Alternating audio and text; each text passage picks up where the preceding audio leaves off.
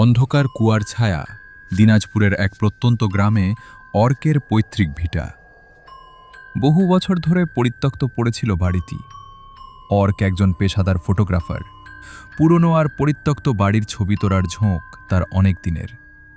তাই শহরের ব্যস্ততা ছেড়ে একা কয়েকদিনের জন্য এই বাড়িতে এসে ওঠার সিদ্ধান্ত নেয় সে। বাড়ির এক কোণে ঝোপঝাড়ে ঘেরা উঠোনে ছিল এক বিশাল প্রাচীন ইটের কুয়া। কুয়াটির মুখ মস্ত বড় একটা লোহার ঢাকনা দিয়ে বন্ধ করা, আর তার ওপর জড়ানো মোটা মরিচা ধরা শিকল।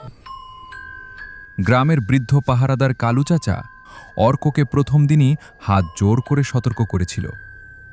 বাবা অর্ক, সন্ধ্যার পর আর যাই করো, ওই কুয়ার ধারের দিকে যেও না, ওটা ভালো জিনিস না।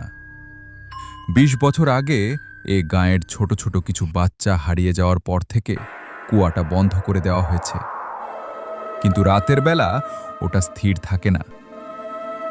অর্ক হেসেই উড়িয়ে দিয়েছিল কথাটা। এই ২১ শতকে এসে ভুতুরে কুয়ার গল্প বিশ্বাস করা তার স্বভাব বিরুদ্ধ। প্রথম রাত, ফিসফিসানি রাত, তখন ১:২.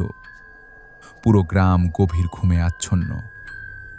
অর্ক তার ঘরে বসে ক্যামেরার ছবিগুলো ল্যাপটপে ট্রান্সফার করছিল। হঠাৎ একটা অদ্ভুত শব্দে তার হাত থেমে গেল। খড়খড় খড়খড় শব্দটা আসছিল উঠোন থেকে, যেন কোনো ভারী ধাতু মাটির উপর ঘষা খাচ্ছে। অর্ক টর্চ আর ক্যামেরাটা হাতে নিয়ে বারান্দায় এসে দাঁড়ালো। টর্চের আলোটা সরাসরি গিয়ে পড়ল সেই পুরনো কুয়াটার ওপর। তার গায়ের লোম খাড়া হয়ে গেল।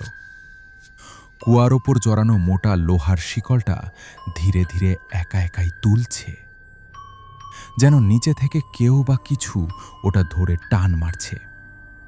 তবে সবচেয়ে ভয়ঙ্কর দৃশ্য ছিল কুয়ার ঢাকনার নিচে থেকে বেরিয়ে আসা এক প্রকার কালচে আঠালো তরল, যা নিঃশব্দে মাটিতে ছড়িয়ে পড়ছিল। অর্ক নিজের চোখকে বিশ্বাস করতে পারছিল না। সে ভয় পাওয়ার বদলে ক্যামেরার লেন্সটা চোখে বসালো, জুম করল কুয়াটার দিকে। শাটার প্রেস করার ঠিক আগের মুহূর্তে সে খেয়াল করল কুয়ার ঢাকনার সরু ফাঁক দিয়ে দুটো ছোট ছোট একদম সাদা তারাহীন চোখ তার দিকে তাকিয়ে আছে। আর ঠিক তখনই তার মাথার ঠিক পেছনে ঘরের বিষণ্ণ অন্ধ